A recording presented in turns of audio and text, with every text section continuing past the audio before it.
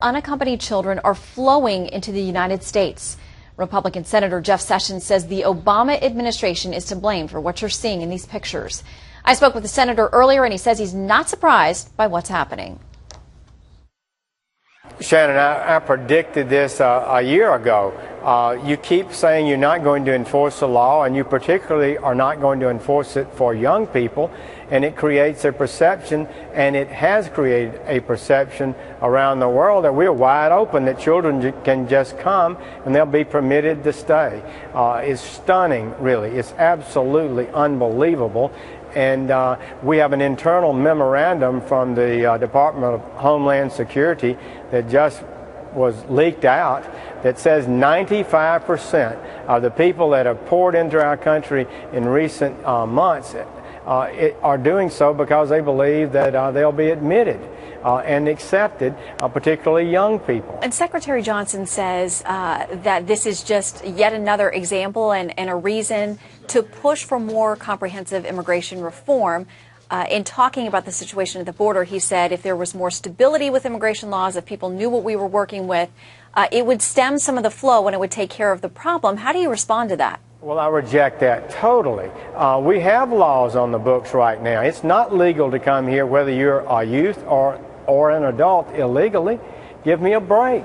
And what he needs to say, and he refused to say at my direct questions, tell the people not to come. If you come illegally, you're going to be apprehended, you'll be sent back.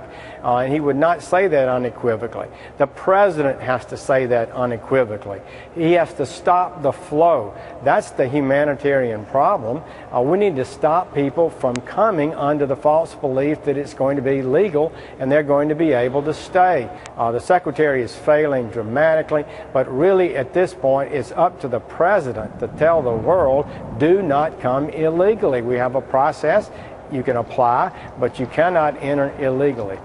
Senator, how much do you think the issue of immigration played into the majority leader over on the House side, Eric Cantor, losing his primary this week? There are many folks who say it was about other things. There was a bigger picture. But the folks who were motivated to support Dave Brat as challenger, who now goes in as the GOP nominee to the election this fall, for them, they were very vocal. For many of them, it was about the issue of so-called amnesty. I don't think it's any doubt about it. It was a dominant issue in that campaign was immigration.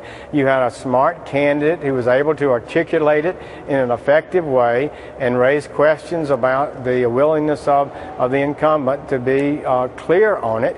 And rightly or wrongly, people perceived that he was correct. I like and respect Congressman Cantor a lot. But I'm going to tell you, people in this country are hurting. Their jobs are threatened. Their wages are down significantly in a number of years. And the idea that we're going to have a bill that would double the flow of illegal immigrants and guest workers into America to take jobs that Americans need to be having is just rejected by the people once it's clearly articulated. And Senator, we're just about out of time, so I need a yes or no answer for you. Do you think immigration reform is dead or alive right now in Capitol Hill now through the midterm elections? Well, the big business and special interest and political interest want it still and are trying to make it happen, but I think this election was a major defeat for that agenda.